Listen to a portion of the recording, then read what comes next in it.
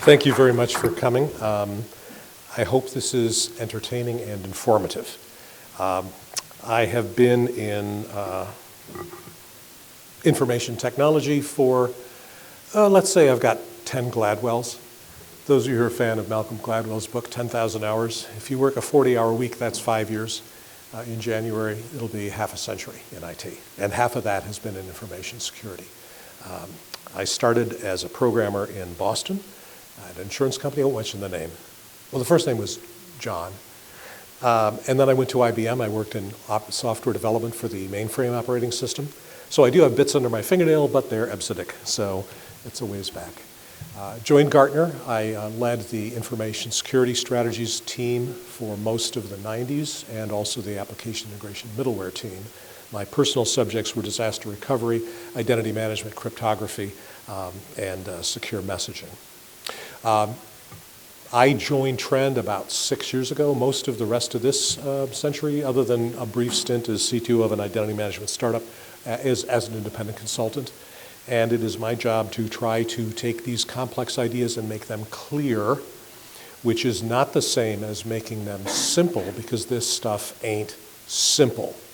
We strive for simplicity, but false simplification leads us into trouble, and that actually shows up when we talk about satellite security, which is our topic today. In this presentation, I've got 3 sections. The first section is going to be a fun history of satellites. That's the entertaining part, and one of my 2 favorite slides in there talks about the Hubble Space Telescope. The second section talks about the problems that we're currently facing with satellite security, including some of the recent revelations from the U.S. Air Force's Hack a Satellite program and revelations that were shown at Black Hat in Las Vegas a few months ago. And the third section talks about solutions. One of the excellent points that SPAF made was that management exists to solve technological limitations. I would extend that to say that the history of human civilization is nothing more than coming up with management solutions to technological shortcomings. And we'll see that as well when it comes to dealing with problems in satellite security. So here's some history. First satellite, Sputnik. I was a mere kid. Remember going out in the backyard, seeing it up there. Satellite's about 22 inches in diameter. 2 of those antennae are 7 feet 9 inches long. The other 2 are 9.5 feet long. It broadcasts at 20 megahertz and 40 megahertz. It puts out a 0.3 of a second beep. It's got a 1 watt transmitter, and the beep tells you the temperature and pressure inside the satellite. It was up there for 3 months, and then it fell into the atmosphere. We learned you could put something in orbit, that you could talk to it, that you could see it, you could watch it go by. It was in what we would call low Earth orbit. It took about 90 to 100 minutes to orbit the Earth at a time. Scared the heck out of people and actually led to the first desire for STEM education. The second interesting satellite was Echo 1. This is a balloon. It's 100 feet in diameter.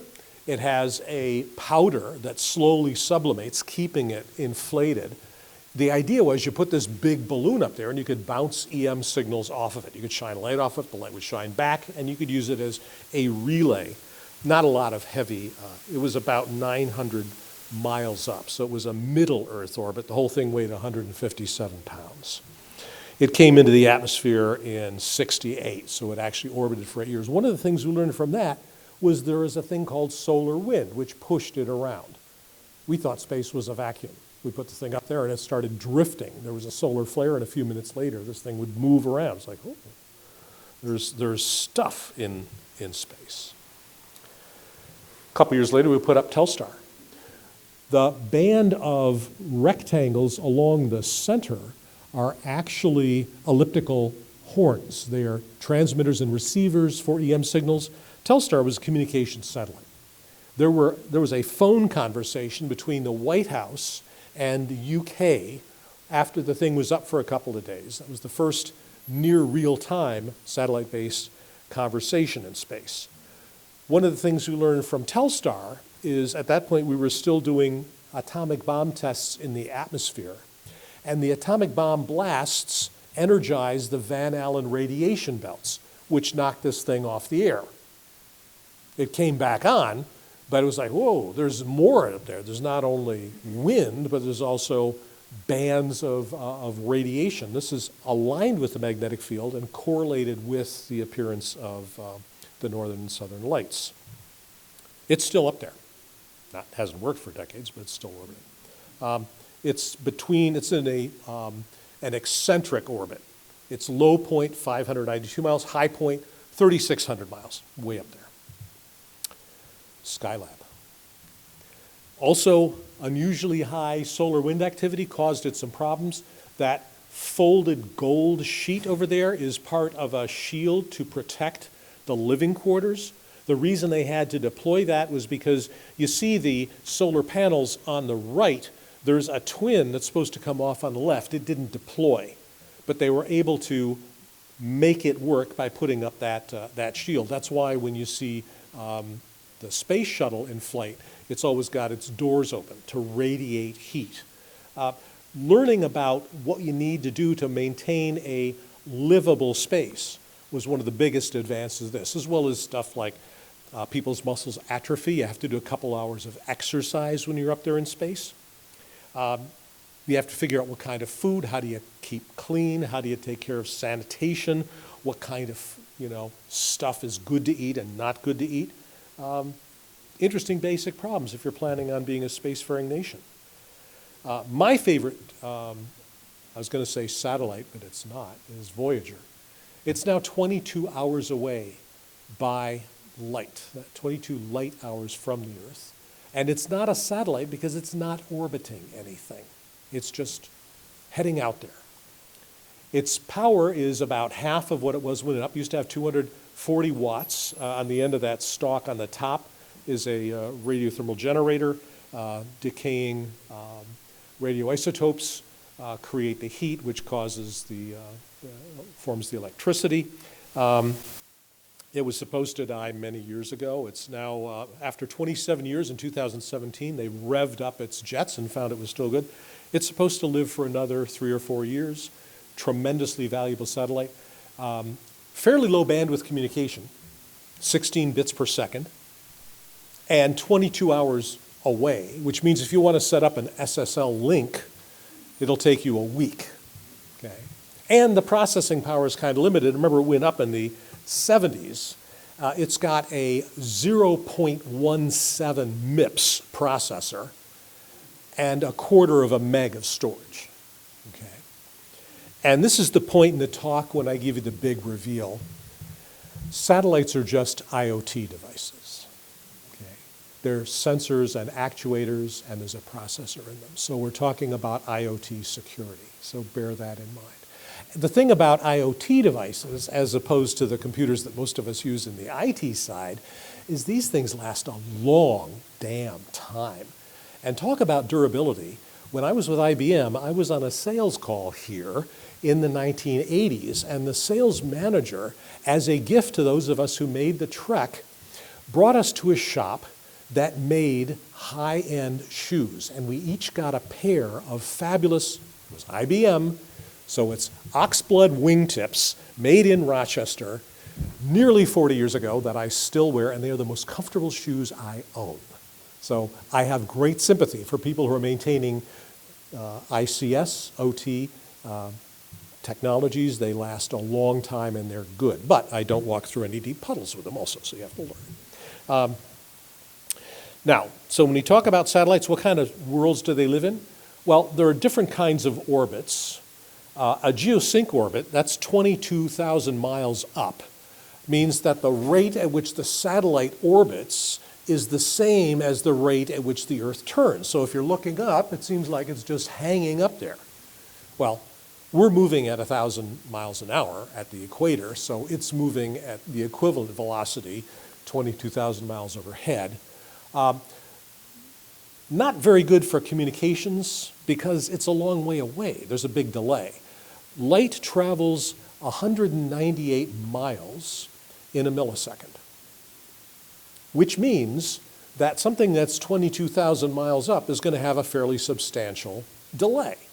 If you want to do 5G with satellites, You want the satellite to be less than a millisecond away, which means it's going to be less than 200 miles up, and now you're in low Earth orbit. But if you're only 200 miles up, you got to be spinning around like 90 minutes, which means the satellite is going to only be overhead for 4 or 5 minutes at a time. Here it is, there it goes, and now you need another satellite, which is why programs like Starlink have to put up thousands of satellites that talk not only to your sat phone, but to each other so they can hand off the signal as they fly by. It's kind of like when you're on your cell phone driving down the highway and you're going from tower to tower to tower. Well, invert that. You're standing still, the towers are going by, about 200 miles up. Middle Earth orbit is higher altitudes. That's where you get things that don't move quite so fast, and so they're not as susceptible to interference. Hubble Space Telescope is about 350, 400 miles up. Now, the real big winner for way out there is, of course, the Webb. The Webb is 1 million miles out. It's 4 times farther than the moon, so it's way, way long distance. The highly elliptical orbit, the HEO, that's satellites that come very close to the Earth and then go way out a long ways. They're useful for things like space exploration. We'll talk about the varieties of satellite uses in a snap. But let's dig in on Hubble a bit. I really like Hubble. It went up, it couldn't see, so they fixed its optics. That's cool. That's only been done twice, where they've gone up and fixed a satellite. What you see when you look at Hubble, the door at the end is to protect the optics, because if that thing happens to point right at the sun, it's done. It's toast. So you have to shield it if some maneuver is going to take it by there. It has 2 fairly powerful antennas, the ones on the ends of the stalks. Those are highly directional, high-gain antennas, and that's for transmitting information up to the system that takes the data from Hubble and gets it down to the Earth. It also has smaller antennas. If you see that white thing that looks kind of like a Dixie cup, that's actually an omnidirectional antenna. That's relatively low bandwidth, and it's used for things like directional information. Where are you? We'd like you to turn, and they use the omnidirectional antennas for that. It moves.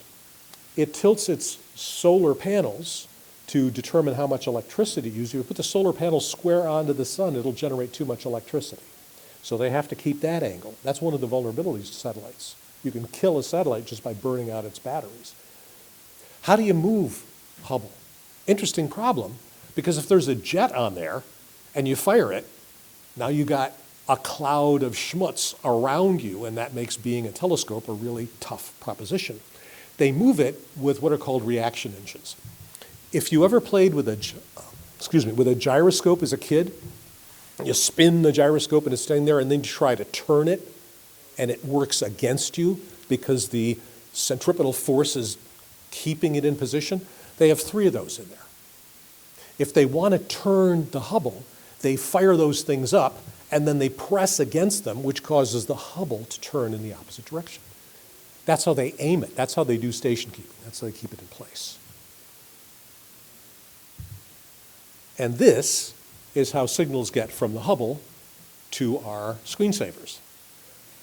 The Hubble takes a look at something and gathers information for a long time, and then it sends the data to the Tracking and Data Relay Satellite. The Tracking and Data Relay Satellite is a real cool piece of technology. There are a number of them up there. And then they beam the information down to a ground station. These things are in geosync orbit. So the Hubble's 300-400 miles up. The TARDIS, and if you know space people, you know they could not call it a TARDIS. Those things are geosync, so they're 22,000 miles up. They gather the information from Hubble and send it back down, where it traverses from various ground stations, ends up at the Space Telescope Institute, where the images are analyzed. The back end of this is the ground stations. These are the positions of the relative satellites and cables to get the information back to Earth. Now, the interesting part, this is the other fun slide, is the TARDIS itself. This thing is a monster, right? Solar panels for energy, very high band, single axis antennas with multiple capabilities, space ground link, omnidirectional. It can talk to the Hubble, it can talk to other systems in the TARDIS, and it can talk to the ground. Lots and lots of redundancy, lots of capabilities. They're now in the third generation of these guys. But as I said, they're IoT devices. So what kind of problems do they have? Well, we use these to talk to each other. We use these to get information about the Earth. What's the weather like? You can tell from space if a cornfield has an infestation of insects or if it's subject to some kind of disease. It can predict the weather. You can see what the enemy is doing, and we look at space. The way the systems work generally looks like this. You have the ground control station, which gathers the orders and sends them up saying which way do you want the satellite to aim. Tracking control links for that, and then you have the communications ground station which handles the data. Now if this is a satellite TV system, the guy on the left is telling it where to be over, say, Florida. The folks on the right are beaming up the signals that will show up on your satellite TV. For simplicities, the vulnerabilities in this chart are shown in gray and black. This stuff is designed to be cheap. It's single function. Security is not a design decision. It is about minimizing weight, minimizing power consumption, and optimizing around useful life of the one or very few set of functions they have. So these machines are not built for security. They don't have the capability to do a challenge response. They don't have the bandwidth to handle logging. They cannot generate or analyze a PKI key. They have very little inherent security capability.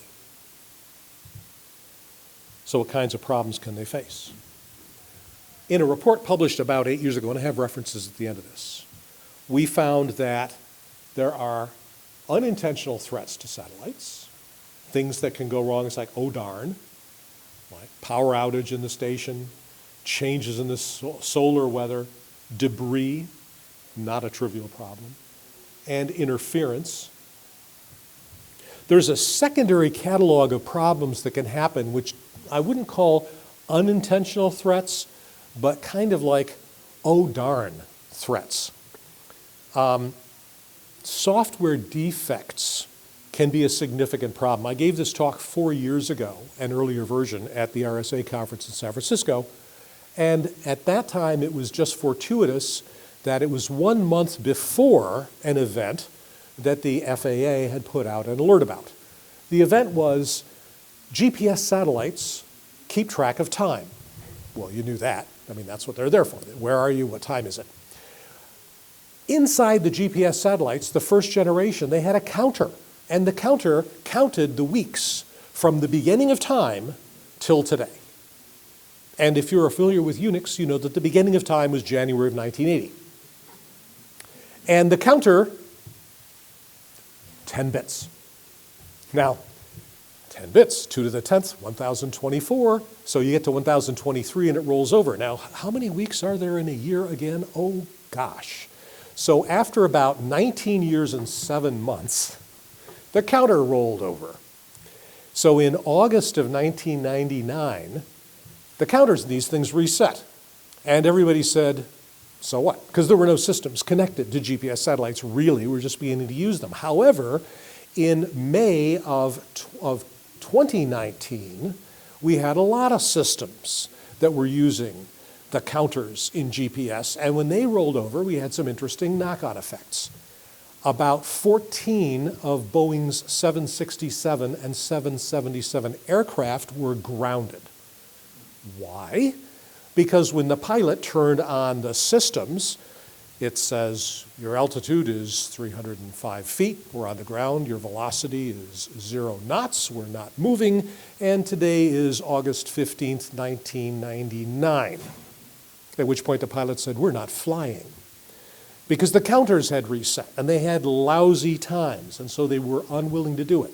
In addition, in the city of New York, they have free public Wi-Fi, and that system was off the air because it also was tied to the system went down. Also in New York, the traffic signals were synchronized to deal with the actual amount of traffic. So it's red for this long, and then it's green for this long, and it's yellow for this long. Well, those systems went down. So the traffic lights reverted to the traditional, 45 seconds of green, 15 seconds of yellow, 45 seconds of red. It went back to the old thing, not a big deal. The police weren't able to track license plates because their systems went down. All because of a 10-bit counter designed in the 1980s when people thought a satellite is not going to last 20 years, so who cares? How did they fix it? Various satellite manufacturers and owners reset the counters at some time in 2019 and started over, which means somewhere in 2028, we're going to have another, 2038, we're going to have another round of these, except they won't all be synchronized. It'll happen scattershot for whichever those satellites are still up there 20 years from now. So we got a potential problem, and it's getting sloppier and messier because of the way we measure time. Another thing, talk about space debris. This is a picture of the satellites that are in orbit, and this was from 3.5 years ago around the Earth. Each one of those dots is actually moving at about 18,000 miles an hour. The colors relate to the size of the object. The smallest ones are a couple of centimeters. The largest ones could be a couple of feet, getting onto a full meter in size. Mr. Kessler was an astrophysicist who in 1978 said, if we have enough junk up there and one of these hits another, that's going to create debris, and that debris could hit other satellites, which could create more debris. That's Kessler syndrome. It's a chain reaction among components that are up there. One of the things that people are suggesting is maybe we should clean up some of the junk. And there are in fact 2 programs to do it. I mentioned that we went up and fixed Hubble. There's actually a program to launch a satellite to go up and find derelict satellites and nudge them so that they will drop into the atmosphere and destroy. That's a one-off thing. It's kind of expensive to go after one satellite at a time. There's another program to create something like a net, or maybe a mesh would be a better word, that drags through an area that has lots of debris and then packages it up and drops it into the atmosphere. Dropping into the atmosphere is not that big of a problem. We get hundreds of thousands of pounds of meteorites hitting the Earth every day. They burn up in the atmosphere. They contribute almost nothing to the mass of the planet. Happens a lot. The problem is that we're sending up a lot more satellites. We talk about putting up thousands of satellites. Remember, they're only overhead for 5 minutes, so you got to have a bunch of them. Well, that means that we're putting up more and more. There is actually a strategic command, U.S. strategic command system that keeps track of the 24,000 objects that are up there now. You can actually log in and see what's going on in that. I have the URL in my notes. A potential further problem. Intentional threats to satellites? Well, this is where you get to, what are the hackers or the bad guys doing physical destruction, right? If you saw GoldenEye, take out the ground station, sabotage anywhere, interceptors, satellites going after satellites. Both the Chinese and the Russians have shown that they can hit a satellite with a satellite, which creates debris and leaves part of the low Earth orbit zone uninhabitable by satellites. We don't want to do any more of that, do we? And the directed energy weapons, those of you with a history background will recall Star Wars and the Reagan era when we were going to put lasers up there to shoot a missile as it's being launched so it never gets into ballistic trajectory. That kind of capability is, I would say, well beyond possible. I don't discuss any classified stuff in this, but it is not a big stretch to imagine that somebody has spent the last 40 years figuring out how to do that more effectively. And then there are control attacks where you try to take over these things, spoof them, intercept the data if you just want to get stuff, and jamming the systems. We've seen all of these. The type of hacks that we have seen, flooding a channel to block information travel, it's a distributed denial of service attack. intercepting the stuff so people can hear that conversation, taking over the content. One of the first hijacks was when somebody took over the content of a digital TV satellite system over Florida in the late 90s, and they put porn up there. So people were expecting to see, the Raiders game, end up seeing something else. Happened in the early 1990s in the Chicago area, where somebody put up Max Headroom. If you remember that cartoon character, it was sort of vogue for a while then. Control systems, that's where you take over the operation of the satellite. You're not changing the data that it contains, but you're changing its behavior. You're threatening to do something to it. And more recently, and this was discovered, revealed at the Black Hat conference, was contamination. The TTE protocol itself is vulnerable. TTE is actually a dual mode protocol. It's got normal signaling because satellites, they don't want to use a lot of extra space or power, so they have one network that's got two modes. And in time-sensitive mode, you can now control things to fractions of a millisecond. Unfortunately, they're fairly easy to mess with. And then you have the satellite telling people that it's the wrong time or they're in the wrong place. I think there's a song that says something like that, Dr. John. Control takeover hacks, the first and most interesting one was in February of '99 when some hackers took over a British military satellite, and yeah, the British actually called their system Skynet. And they said, we can move this satellite. And they changed its position, and they said, pay us money, or we're going to point the solar panels at the sun. And that will burn out the batteries, and the satellite will be dead. That was reported. It was in the British press. It was on BBC. It was in the Times of London. And then 4 months later, the Times of London printed a retraction, and the BBC scrubbed the news off of their websites. And you have to sort of poke around to find out evidence of that. I have a URL that last time I looked worked. Nobody really knows what happened to those guys. A colleague of mine was speaking at the Naval Warfare College, and one of the attendees was a member of British military intelligence. This was during my Gartner days, late 90s. And he asked the fellow if he knew anything about this. And he says, yes, somewhat familiar. He says, well, do you know what happened to the hackers who tried to extort money from the government? And the British intelligence officer said, they went away. In other words, there are some people you just don't want to hack. Now, in 2000, U.S. and the British were having some military war games, Challenger Abrams tanks in the fields in Greece, and the French just decided to mess with the GPS, so the tanks got lost. That's just intramural hijinks. There was no evil intent. Unfortunately, since then, meaconing has taken over. We've seen it in the Crimea. Russians were messing with GPS satellite location.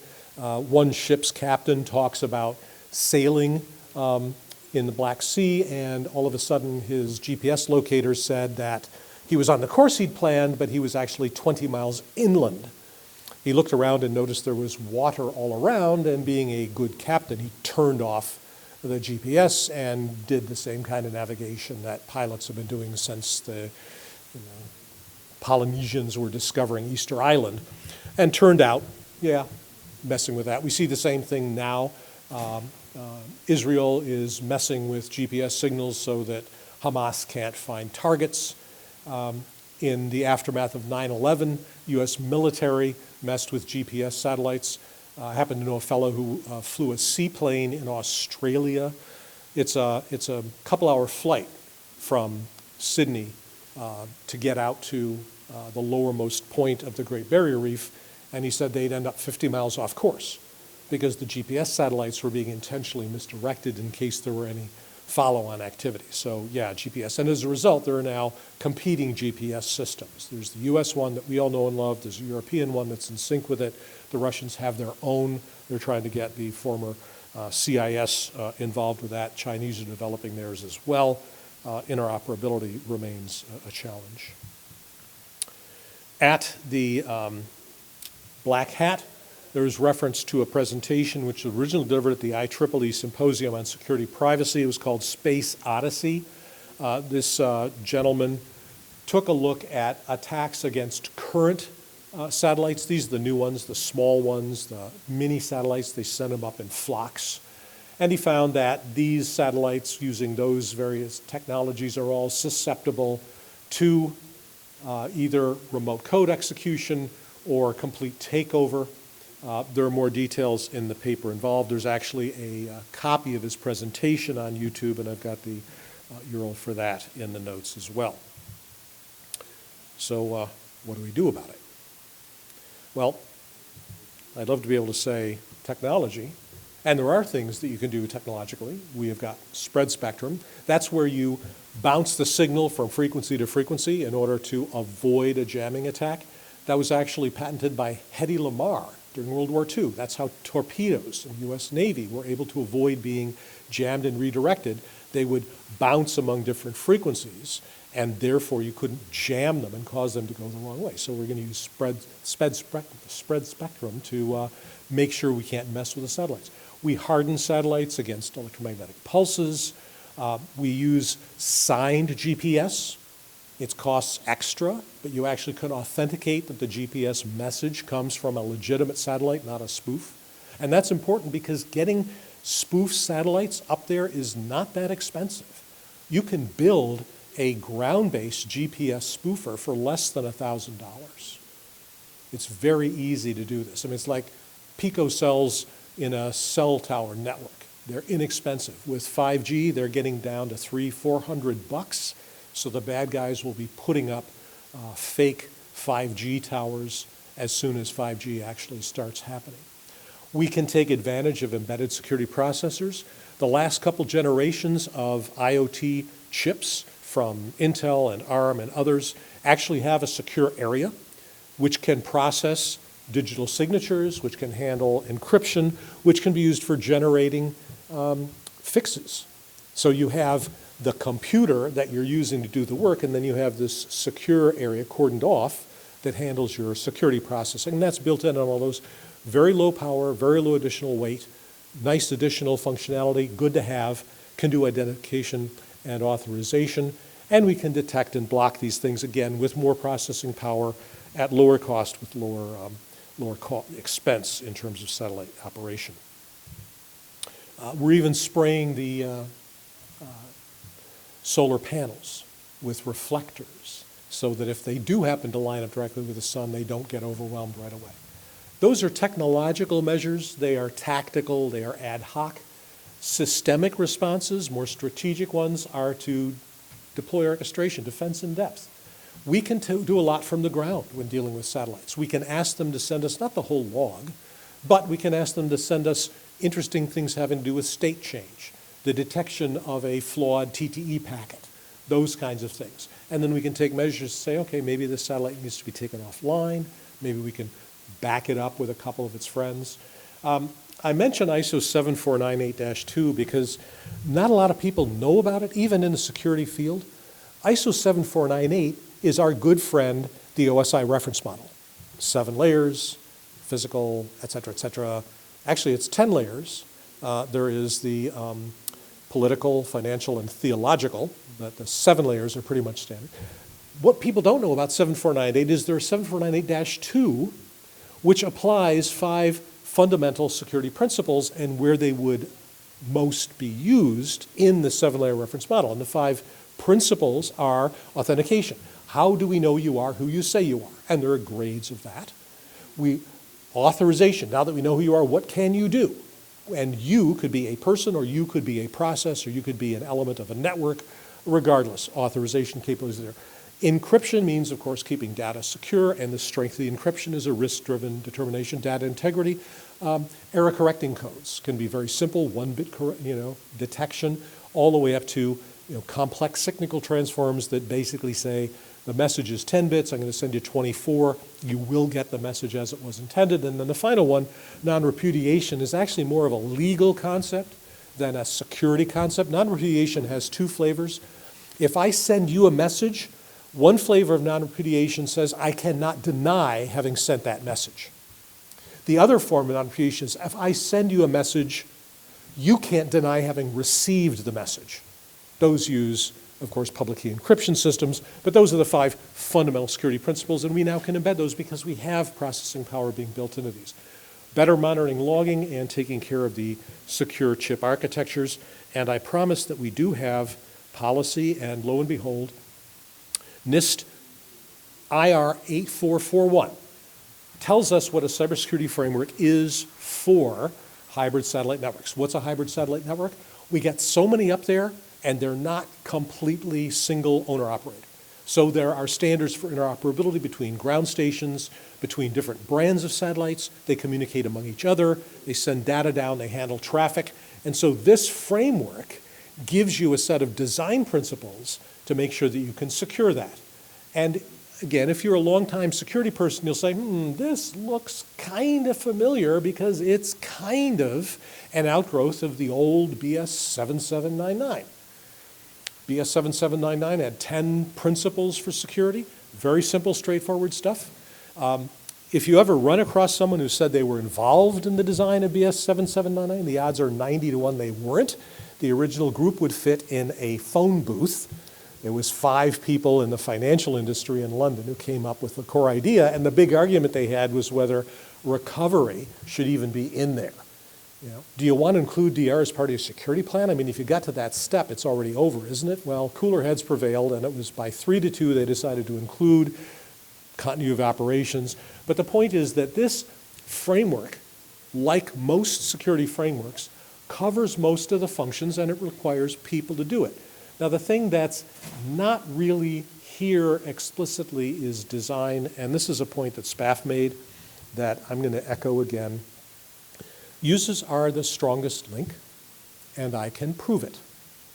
Imagine one of your colleagues is walking down the hall, not an IT person, just regular folk walking down the hall, and she sees someone doing something on the computer that might be wrong. I want you to ask her 3 questions. Would she know if it's wrong? Would she choose to report it? And if she picked up the phone, would she know who to call? In more formal InfoSec lingo, that is there awareness?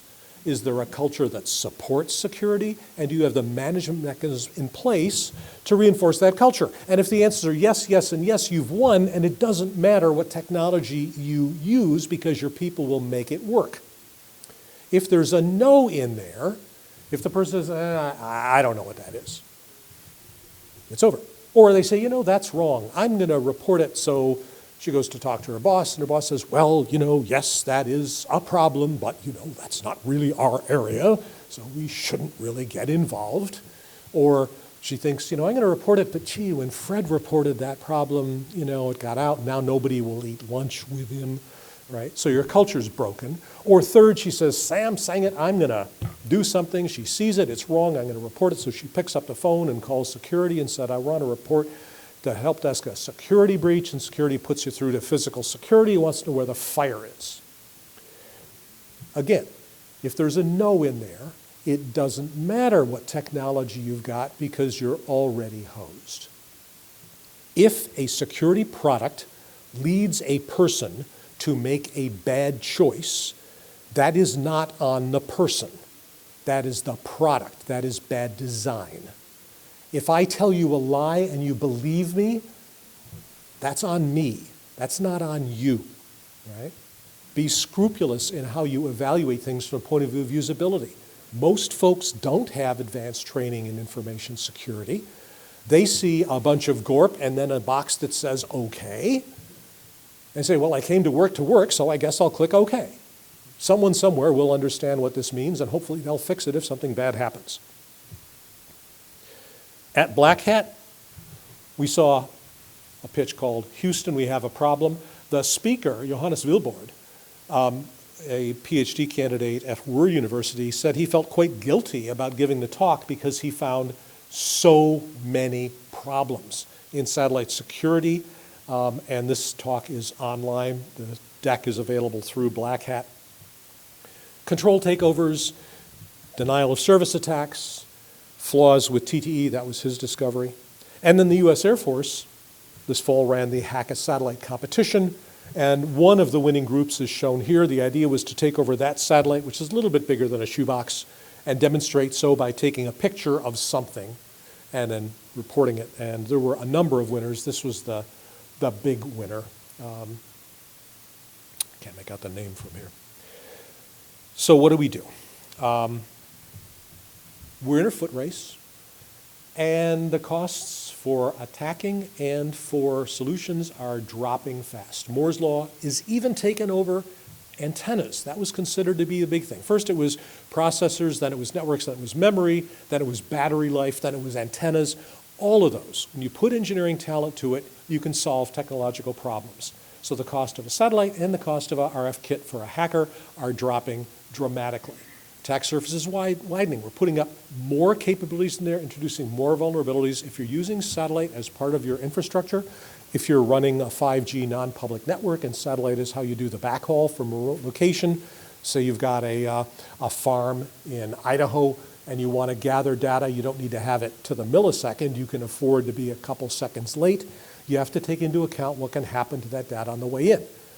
I've seen reports about people hacking the transmissions from MRI machines, taking over devices in healthcare, taking over devices in critical infrastructure, to tamper with stuff, to tell somebody who's running for political office they have a problem when they don't, or they don't have a problem when they do. Same kind of thing can happen with traffic. This field is fine, we don't need to apply any pesticides when it isn't, or this field needs to have pesticides applied when it doesn't. Those kinds of vulnerabilities are out there all over the place. 5G fringe will require satellites. Again, remember that if you're 200 miles up, you're going to get a millisecond delay up, a millisecond delay back, and that violates the 5G sub-millisecond response time right off the bat. So your plans have to include the speed of light. We are looking at using IoT firmware upgrades via satellite. You can cover a big area, geosync satellite, and it doesn't have to happen this second. It can happen in the next second, and that's fine. We are going to see regulatory impulses. Think about how you want this stuff to be regulated. If you have the opportunity to participate in those conversations, please do. I do advocate for those. I'm just one voice. We need a lot of folks. I did promise the organizers that I would make a mention of the value of blockchain in solving security problems for satellites. And the value of blockchain in solving security problems for satellites is nil. It does not help. I'm familiar with the people who provide blockchain-based identity solutions at some of the major carriers. I spoke with a fellow about his solution. I said, look, if there's only, is it one blockchain for every one of your customers? He says, no, each one gets their own root. I said, well, if there's only, 25 of us, what's to stop somebody from bringing in 10 of their friends and doing a 51% attack, taking over, by generating a lot of commands? And he said, well, we protect against, the 51% attack because we use a permissioned blockchain. What a permissioned blockchain is that you have a preordained list of people who are allowed to put stuff on the blockchain. Now, if you're using a permissioned blockchain, here's an idea. Why don't you use a password-protected spreadsheet on Google Docs? And that way you don't have to burn down the forests of Sweden to power the bloody thing. There is no valuable use for blockchain that I have seen other than money laundering. It's kind of like the initial days of PKI. PKI solves a very critical problem, which is how do you protect high-value transactions between strangers? Footnote, there are no high-value transactions between strangers. It solves a problem that doesn't exist. And I have friends at Entrust, and they will agree, yes, it solves other problems, digital signatures, non-repudiation, but it doesn't solve this. So, we're going to take a look at regulation. We're asking you to help. These are the references. I've got more, and thank you for your time and attention. Happy to take any questions.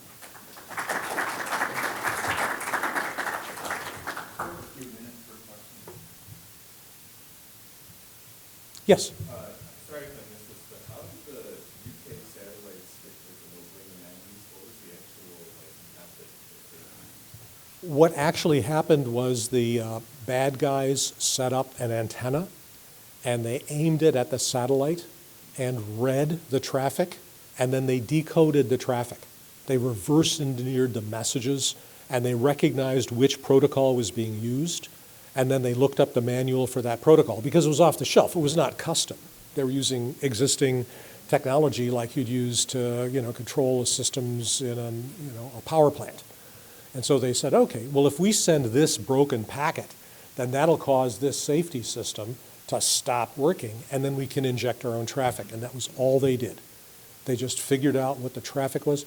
There's a, somewhat related, there's an annual event called Hack a Truck, which is run out of University of Oklahoma. It takes place in Warren, Michigan, where you bring in people to try to bust a truck. Now, Trend does the pwn-to-own stuff. Hack a Truck is its own cyber hack. They do the same thing. They put an oscilloscope on the line.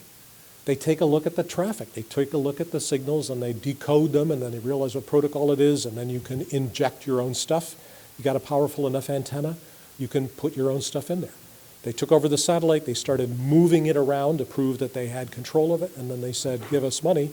And the UK government said, to whom should we send flowers? It was not a heart attack. Unfortunately, things have not gotten that much better. It's still kind of vulnerable. Yes, sir? What's the typical RF unit look like for some of the pictures? Can you describe what a typical RF set would look like for persons in an active satellite? Do you have a friend who's a ham radio operator? It's basically an antenna. If it's broadband, it's just going to be the kind of antenna used to get FM or TV signals in the old days. If you want to go after different frequencies, you'd probably be better off using a dish, so an 18-inch diameter parabolic reflector. You send the signal, it bounces up, goes right to the thing. That's how they talk to Voyager, except the parabolic antenna is like 30 feet across because the thing's 22 light hours away. But that's all it takes. It's very simple. And the rest of the kit you can buy, and even though Radio Shack doesn't exist anymore, you can go online and get all the gear you need, and it's going to cost you less than $1,000, including the antenna for sending and receiving and decoding. There are packages that run on Linux that will decode traffic for you. The data rates aren't that high. Right? I mean, it's not as slow as 16 bits per second, but it's not that high. Yeah. Thanks.